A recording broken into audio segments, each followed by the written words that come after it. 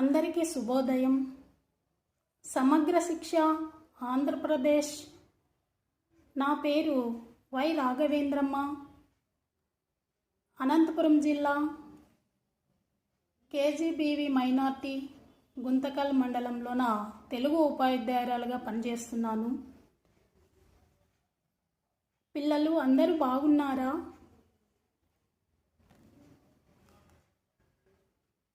Online క్లాసుల సందర్భంగా ఈరోజు 10వ తరగతిలోని వెన్నెల పాఠంను మనము ఈరోజు చదువుకుందాం. వెన్నెల పాఠ్యభాగ రచయిత వచ్చేసి ఎర్రాప్రగడ గారు. ఈయన్నే ఎర్రన్న కూడా అంటారు. చదవండి, ఆలోచించి చెప్పండి. ఇక్కడ కవిత ఇచ్చినారు, ఆ కవిత చదువుకుందాం. ఈ కవిత చదవండి. కొండ కోణల్లో నవ్వుతూ తుల్లుతూ పరిగెడుతున్న సెలయేరు కాలు జారి లోయలో పడిపోయింది. అది చూసి ఆకులు చాటు చేసుకొని మొగ్గలు బుగ్గలు నొక్కుకున్నాయి. ఇదంతా చూస్తున్న సూర్యుడు పొట్ట చెక్కలయ్యేలా నవ్వుతూ పడమటి కొండల వెనక్కి పడిపోయాడు. చిన్న కవిత ఇచ్చినారు కదా. ఈ కవిత ఆధారంగా మనము ప్రశ్నలు చూసుకుందాం. పాఠ్యపుస్తకం చూసుకున్నట్లయితే మనము చూడండి ప్రశ్నలు. మొదటి ప్రశ్న, ఈ కవిత దేన్ని వర్ణిస్తున్నది? ఈ కవిత సూర్యాస్త సమయాన్ని వర్ణిస్తున్నది. రెండవ ప్రశ్న, సూర్యుడు పడమటి కొండల వెనక్కి పడిపోవడం అంటే ఏమిటి? సూర్యుడు పడమటి కొండల వెనక్కి పడిపోవడం అంటే సూర్యుడు పడమటి దిక్కున అస్తమించాడు అని అర్థం. మూడవ ప్రశ్న, సెలయేరు కొండ కోణల మీద నవ్వుతూ తుల్లుతూ పరిగెత్తడం అంటే మీకేమని అర్థమయ్యింది? సెలయేరు కొండల మీద నుండి నురుగులు కక్కుతూ మహావేగంగా ప్రవహిస్తుందని అర్థం అయ్యిందని మనము చెప్పవచ్చును.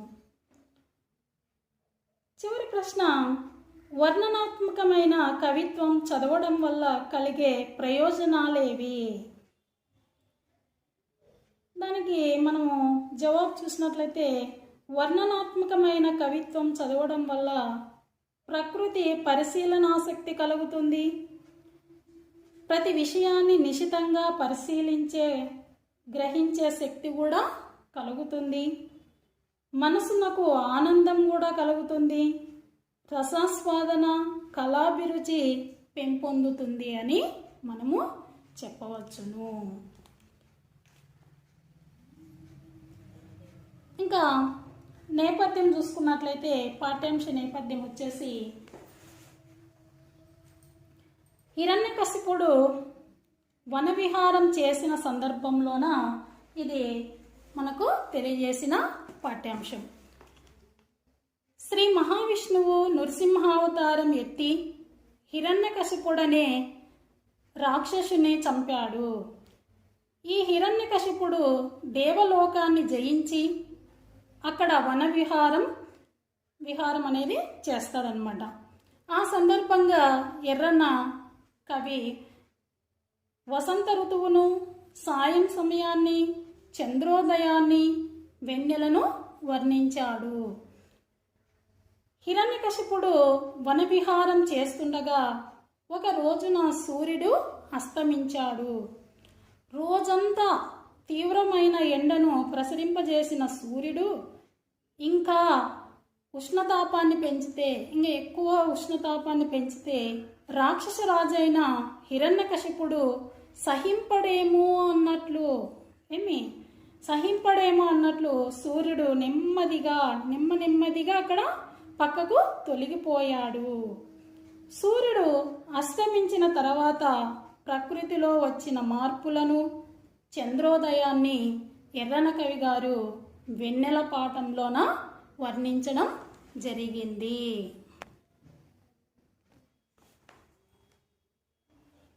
ఇంకా పాఠ్యభాగ వివరాల్లోకి వెళ్తే ఈ పాఠం కావ్య ప్రక్రియకు చెందింది. కావ్యం వర్ణన ప్రధానంగా సాగుతుంది.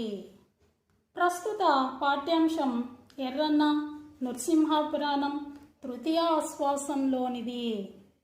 ఈ పాఠం వర్ణన అంటే మీ గుణగణాలను తెలియజేసేదన్నమాట.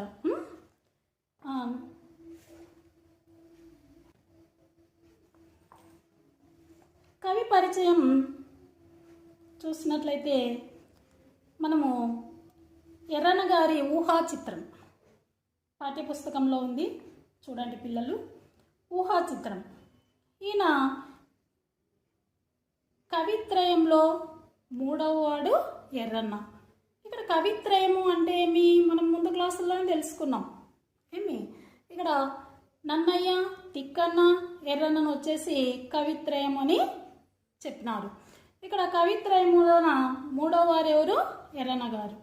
14వ శతాబ్దపు ప్రథమార్థంలో జీవించిన ఎర్రన్న తల్లిదండ్రులు పోతమాంబిక, సూర్యనారిలు. తల్లిదండ్రులు ఎవరమ్మా? పోతమాంబిక, సూర్యనారిలు. ఈయన గురువు వచ్చేసి శంకరస్వామి. అద్దంకిని రాజధానిగా చేసుకొని పాలించిన ప్రోలయ వేమారెడ్డి ఆస్థాన కవి. ఆంధ్ర మహాభారతంలోని అరణ్య పరివశేషము, నృసింహపురాణము, రామాయణము, హరివంశము మొదలైన గ్రంథాలను కూడా ఎర్రన్న రచించారు. వీటిలో రామాయణం అలభ్యం.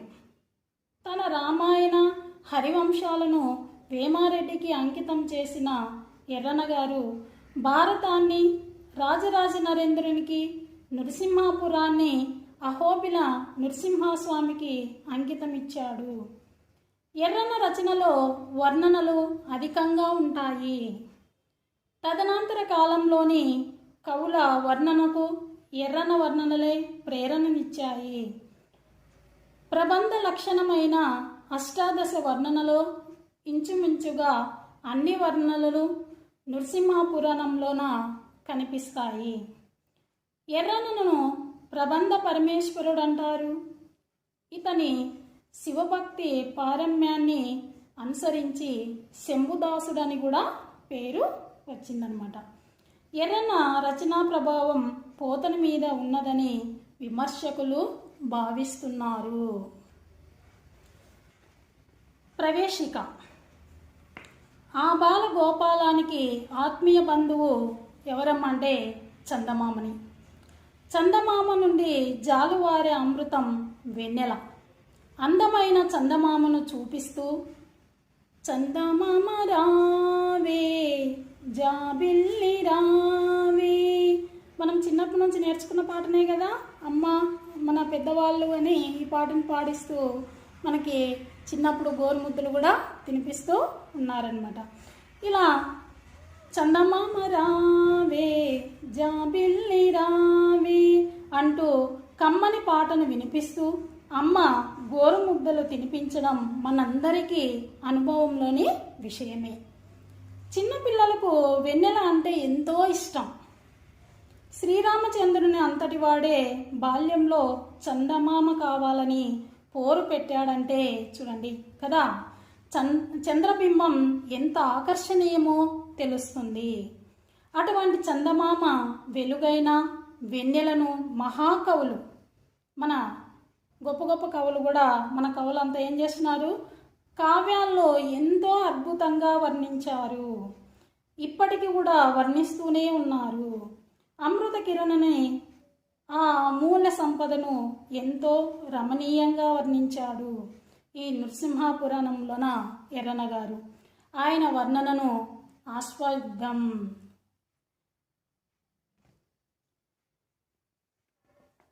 ప్రవేశిక మనం చూసుకున్నాం కదా ఇప్పటికి. ఇంకా పాఠంలోకి వెళ్ళినట్లయితే మొదటి పద్యం చూడండి పిల్లలు. శ్రద్ధగా పాఠ్యపుస్తకాన్ని చూస్తూ మీరు కూడా నేర్చుకోవాలని అనుకుంటున్నాను. ఇక్కడ మొదటి పద్యము, ఇనున సమాన తేజు దినసేంద్రు గణం గొని మాడ్కిన్ జూడ చూడగా జనుదొరు నల్పతేజునను జాడ్పునన్ జంజల భృంగ తారక గణనవ జాతలోచనము గ్రక్కున మీలన ముందజేసెన్ పద్మిని పతి భక్తి సత్వమున మేలిం కిం గురిదాన పొమ్మనన్. ఇంకోసారి చూసుకోనమ్మా. ఇనున సమాన తేజు దివసేంద్రు గనుం గొను మాట్కిన్ జూడగా జనదొరు నల్పతేజు నను జాడ్పునన్ జంజల భృంగ తారక గణ వనజాతలోచనము గ్రక్కున మీలన ముందజేసే పద్మిని పతి భక్తి సత్వమున మేలికిం గురిందాన పొమ్మనన్. మొదటి పద్యానికి ప్రతిపదార్థము చూసుకున్నట్లయితే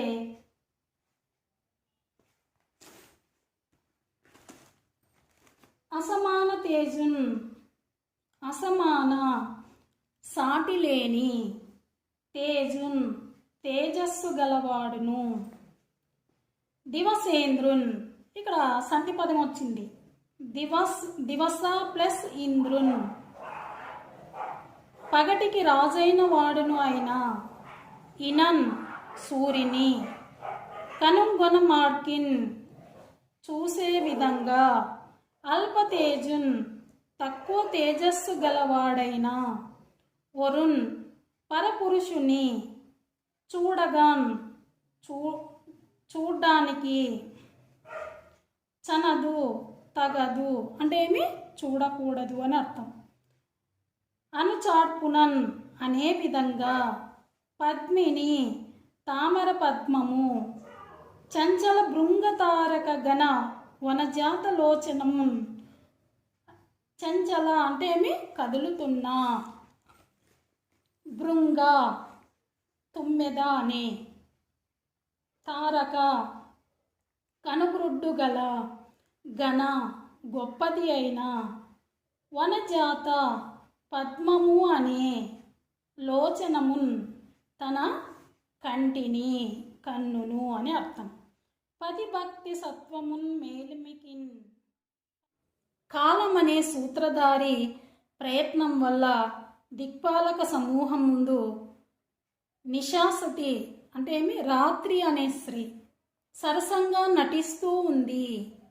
ఆ సమయంలో పశ్చిమ దిశ తీరంలోని కొత్త కాంతి ఆమెకు అడ్డుగా ఎత్తిన ఒక విధమైన ఎర్రని తెరలాగా అలరారుతూ ఉంది. పూర్వం నాటక ప్రదర్శనలో ముందు సూత్రధారి ప్రవేశించాడు, తర్వాత తెరచాటు నుండి నటి ప్రవేశించేది.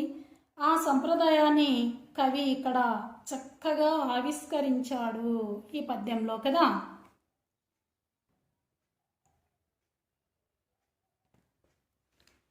రెండవ పద్యం మనము ఇప్పుడు చూసుకున్నాం. రెండవ పద్యానికి ప్రతిపదార్థము భావము చదువుకున్నాం కదా. ఇప్పుడు ఆ భావం యొక్క విశేషణం చూడండి. సంధ్యాకాలం అయింది, పడమటి దిక్కున ఆకాశం ఎరుపు రంగులో కనబడుతుంది. ఆకాశంలో నక్షత్రాలు వచ్చాయి, రాత్రి వస్తుంది. అది తన చీకటిని సర్వత్రా వ్యాపింపజేస్తుంది. కవి సంధ్యాకాలం వెళ్ళిన తర్వాత జరిగిన మార్పులని కాలము అనే సూత్రధారి ఆడించిన నాటక ప్రదర్శనగా ఊహించాడు. ఇక్కడ కాలము అనే సూత్రధారుడు వలె ఉంది అన్నమాట. సంధ్యాకాలంలో పడమటి దిక్కున కనిపించిన ఎర్రన గారు ఏం చేసినారంటే ఇక్కడ ఏం పోల్చినారంటే ఎర్రని కాంతి నాటకంలో కట్టిన ఎర్రని తోపు రంగు తెరలా ఉంది అన్నమాట. చుక్కలతో కూడిన ఆకాశం పూలతో అలంకరించిన నాట్య రంగస్థలంలా ఉంది. రాత్రి అనే స్త్రీ భావంలో వచ్చింది కదా మనకు. రాత్రి అనే స్త్రీ నర్తకి వలె ఉంది. రాత్రి అనే స్త్రీ చేయబోయే నాట్యానికి రంగస్థలం మీద కట్టిన ఎర్ర రంగుతోపు తెరవలే పడమటి దిక్కున ఆకాశంలో సంధ్యాకాంతి కనబడింది. కవి సంధ్యాకాలాన్ని, పూర్వపు నాటక సంప్రదాయాన్ని గుర్తు చేస్తూ అద్భుతంగా వర్ణించినాడు ఎర్రన గారు. మనము మూడో పద్యం చూసుకున్నట్లయితే తేటగీత పద్యం. పొదలి ఇండండ దివియును భువియు దిశలన్ బొదివి కొనయుండు చీకటి ప్రోవు వలన మిక్కుటంబుగ ఘాటుక గ్రుక్కినట్టి కరవటంబున జగదండ కండమరే.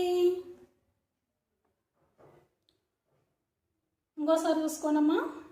పొదలి ఇండండ దివియును భువిని దిశలన్ బొదివి కొనయుండు చీకటి ప్రోవు వలన మిక్కుటంబుగ ఘాటుక గ్రుక్కినట్టి కరవటంబున జగదంబ కండమరే. మూడవ పద్యానికి ప్రతిపదార్థము పొదలి పెరిగి, వండొండ క్రమంగా, దివియును ఆకాశమును, భువియున్ భూమియును భూమండలమును, దిశలున్ దిక్కులను, పొదివి కొనియుండు వ్యాపించి ఉన్న చీకటి ప్రోవు వలన చీకటి రాశి వలన మిక్కుటంబుగన్ అధికంగా, కాటుక కాటుక, గ్రుక్కినట్టి అదిమినట్టి, కరవటంబనన్ సంధిపదం కరవటంబు ప్లస్ అనన్, కరవటంబు బరినేయనే అనన్ అనే విధంగా, జగదండ కండము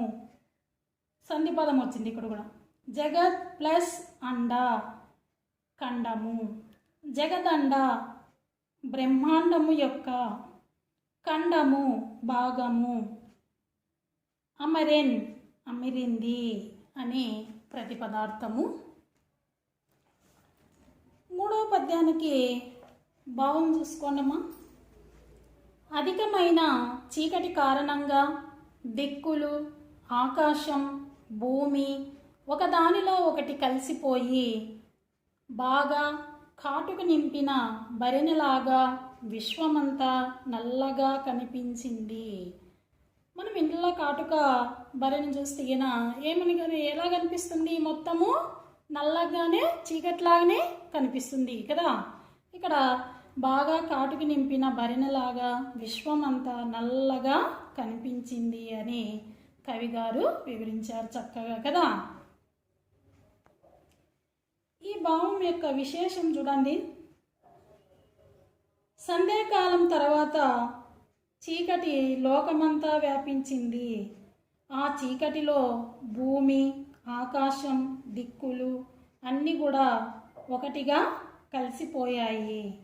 అప్పుడు బ్రహ్మాండ ఖండం కాటుక నింపిన పెద్ద బరినే అన్నట్లుగా ఉంది కదా. విశేషము ఇక్కడ చీకటి కాటుకలా ఉంది. చీకటి అనేది కాటుకలా ఉంది. చీకటి నిండిన భూగోళం కాటుకం కూరిన బరినలా కనబడింది. ఇక్కడ అలంకారం కూడా వచ్చింది చూడండి. చీకటి కాటుకలా ఉంది. చీకటి నిండిన భూగోళం కాటుక కూరిన బరినలా కనబడింది. ఏ అలంకారం కింద వస్తుంది? ఉత్ప్రేక్ష అలంకారము అని మనము చెప్పవచ్చు అన్నమాట. 3 పద్యాలు అయిపోయి కదా. ఇప్పుడు 4వది చూడండి. వచనం. అంతా అప్పుడు. అంతా అంటే ఏమి? అప్పుడు, ఆ సందర్భం. కింద ఆలోచించండి, చెప్పండి అని ప్రశ్నలు ఉన్నాయి. 2 ప్రశ్నలు ఇచ్చినారు కదా. మొదటి ప్రశ్న, 2వ పద్యంలో కవి దేనితో పోల్చాడు, ఎందుకు? 2వ పద్యం ఉంది కదా, సురుచిర తారక కుసుమ అనేది ఆ పద్యంలోన కవి దేనిని దేనితో పోల్చాడు అని చెప్తున్నారు. కాబట్టి ఇక్కడ రెండవ పద్యంలో సంధ్యాకాలంలోని కొత్త కాంతిని తోపు రంగు తెరతో పోల్చాడు, నక్షత్రాలను కూడా పూలతో పోల్చాడు. కొత్త కాంతిని తోపు రంగు తెరతో పోల్చాడు, నక్షత్రాలను దేనితో పోల్చాడు?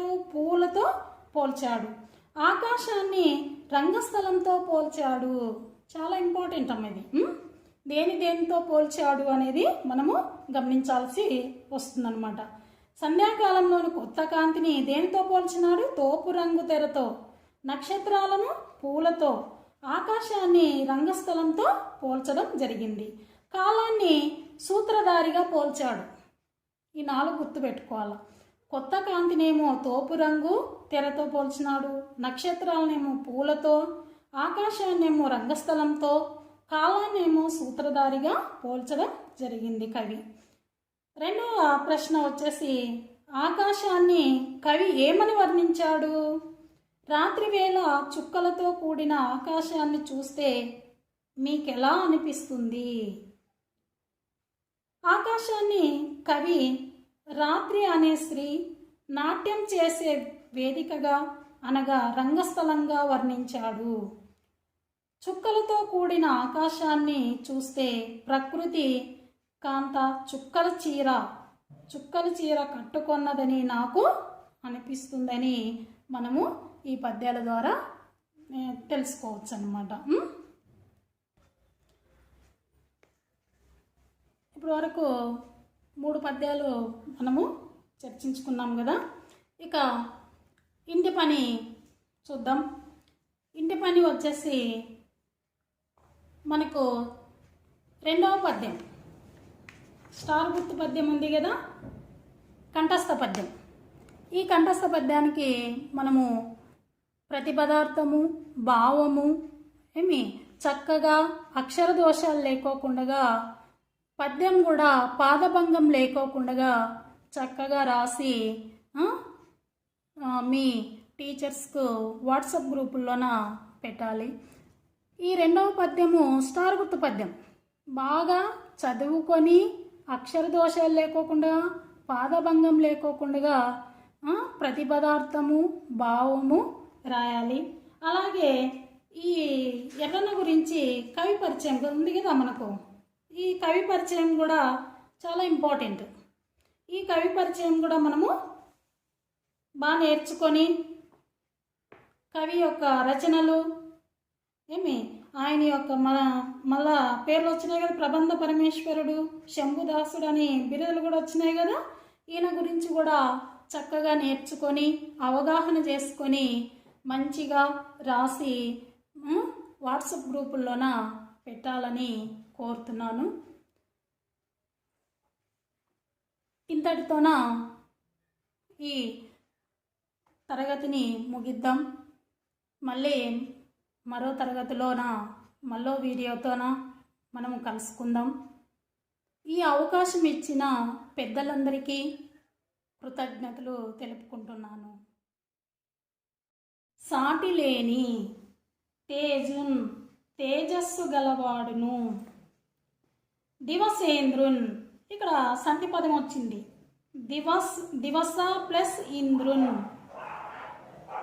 పగటికి రాజైన వాడును అయిన ఇనన్ సూరిని కనుగొనమాడ్కిన్ చూసే విధంగా అల్పతేజున్ తక్కువ తేజస్సు గలవాడైన వరుణ్ పరపురుషుని చూడగాన్ చూడ్డానికి చనదు తగదు అంటే ఏమి చూడకూడదు అని అర్థం. అనుచాట్పునన్ అనే విధంగా పద్మిని తామర పద్మము చంచల భృంగతారక గణ వనజాత లోచనము. చంచల అంటే ఏమి కదులుతున్నా, భృంగ తుమ్మెద అని, తారక కనుగ్రుడ్డు గల, ఘన గొప్పది అయిన, వనజాత పద్మము అనే లోచనమున్ తన కంటిని కన్నును అని అర్థం. పతిభక్తి సత్వమున్ మేలిమికిన్, పతిభక్తి భర్త ఎందు భక్తిని, సత్వమున కలిగి ఉండుట ఎందలి, మేలిమికిన్ శ్రేష్టతను, గురి దృష్టాంతం అంటే నిదర్శనం, తాన పొమ్ము తానే అవుతుంది సుమా, అనన్ అనేటట్టుగా, గ్రక్కునన్ శీఘ్రంగా, మీలన ముందజేసెన్ ముడుచుకొనేటట్లు చేసింది. మీలనము ప్లస్ వందజేసెన్ సంధిపదం వచ్చింది కదా ఇక్కడ. మీలనము ప్లస్ వందజేసెన్ ముడుచుకుంది అని ప్రతిపదార్థం అన్నమాట. మొదటి పద్యానికి మనము భావం చూసినట్లయితే, సాటి లేని కాంతితో ప్రకాశిస్తున్న సూర్యుడిని చూసినట్లుగా తక్కువ కాంతితో ప్రకాశించే వారిని చూడడం తగదు అనుకున్నది పద్మిని. అందుచేత కదులుతున్న తుమ్మెద అనెడు కనుగ్రుట్టు గల పద్మము అనే కంటిని వెంటనే మూసుకున్నది. ఇది పతిభక్తిలో తామర తీగ తనకు తానే సాటి అన్నట్లుంది. సూర్యుని కిరణాలతో పద్మాలు విచ్చుకుంటాయి. సూర్యుని కమల ప్రియుడు ఎవరమ్మా అంటే కమల బాంధవుడు అని కూడా అంటారు. సూర్యుని కమల ప్రియుడు, కమల బాంధవుడు అని కూడా అంటారనమాట. పద్మినికి సూర్యునికి మధ్య గల సంబంధాన్ని ఎలా పోల్చినారంటే భార్య భర్తల అనుబంధంగా ఎర్రన గారు ఇక్కడ చిత్రించారు అని పద్యం యొక్క భావం. ఈ పద్యం యొక్క విశేష విషయాలు చూడండి. సూర్యాస్తమయం అయినప్పుడు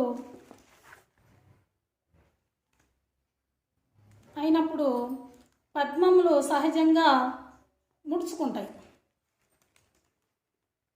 కవులు పద్మాలకు సూర్యుని భర్తగా ప్రియునిగా వర్ణిస్తారు. పద్మాలు సూర్యోదయం కాగానే వికసిస్తాయి. పద్మాలు పగలంతా తమ భర్తను కూడా చూస్తూ ఉంటాయన్నమాట. సూర్యాస్తమయం అయితే సూర్యుడిగా కనిపించడు. నక్షత్రాలు, చంద్రుడు మాత్రమే ఇక్కడ కనిపిస్తారు. అవి అల్ప తేజస్సు కలవి. పద్మాలకు అవి పరపురుషుల్లాంటివి అని కనిపిస్తున్నాయన్నమాట. పద్మాలు గొప్ప పతిభక్తి కలవట, అందుకే పరపురుషులను చూడడం ధర్మం కాదని అవి కళ్ళు మూసుకున్నాయట. పద్మాలు సహజంగా సాయంత్రం ముడుచుకుంటాయి. కవి పద్మాలు పతిభక్తిని ప్రదర్శించడానికేమో అన్నట్లు కన్నులు మూసుకున్నాయన్నాడు. పద్మిని చంచల భృంగతారక గణ వనజాత లోచనమున ఉంది కదా పద్యంలో పద్యపాదము, అది ముడుచుకుంది. తారక అంటే కన్నుల్లోని నల్లగ్రుడ్డు, వనజాత లోచనము అంటే పద్మం అనే కన్ను. కంటిలో నల్లగ్రుడ్డు ఉంటుంది. నల్లగ్రుడ్డుతో ఉన్న కన్నును మూసుకున్నదట. పద్మంలో నల్లగ్రుడ్డు ఏది? పద్మంలో మకరందాన్ని త్రాగటానికి భృంగములు అంటే తుమ్మెదలు. ఇక్కడ తుమ్మెదలు అనేది రాలుతాయి ఆ పువ్వు మీద, పద్మం పైన. పద్మం ముడుచుకున్నప్పుడు తుమ్మెదలు పద్మాలలో చిక్కుకుంటాయి. అవి ముడుచుకొని పద్మాలు మీ పైన వాలినప్పుడు ఏం చేస్తాయి తుమ్మెదలు? ఆ పద్మం ముడుచుకున్నప్పుడు అవి కూడా చిక్కుకుంటాయి అన్నమాట దాంట్లో. అందుకే పద్మాలు నల్లగ్రుడ్డు తొడి కన్నుల వలె ఉంటాయని గుర్తించాలి. ఎంత చక్కగా వర్ణించినారు కదా ఎర్రన్న గారు. మొదటి పద్యం అయిపోయింది కదా. రెండవ పద్యం చూసుకున్నట్లయితే చూడండి, ఇక్కడ స్టార్ గుర్తు పద్యం ఉంది కదా, బాగా కంఠస్థం చేయండి అమ్మ పిల్లలు, చూసుకోండి. సురచిర తారక కుసుమ సోపి నభోంగన భూమిగాలమున్ గర్వపు సూత్రధారి జతనంబున దిక్పతి కోటి ముందటన్ సరసముగా నటింపగ నిశాసటికెత్తిన క్రొత్త తోపుంబెందరయన నొప్పే సాంధ్య నవదీదతి పశ్చిమ దిక్తటంబునన్. ఇంకోసారి చూసుకోనమ్మా. సురచిర తారక కుసుమ శోభి నభొంగన భూమికాలమున్ గరువపు సూత్రధారి జతనంబున దిక్పతి కోటి ముందటన్ సరసముగా నటింపగ నిశాసతికెత్తినం. క్రొత్త తోపుంబెందరయ ఎన నొప్పె సాంధ్య నవదీదితి పశ్చిమ దిక్షటంబునన్. పశ్చిమ దిక్తటంబునన్.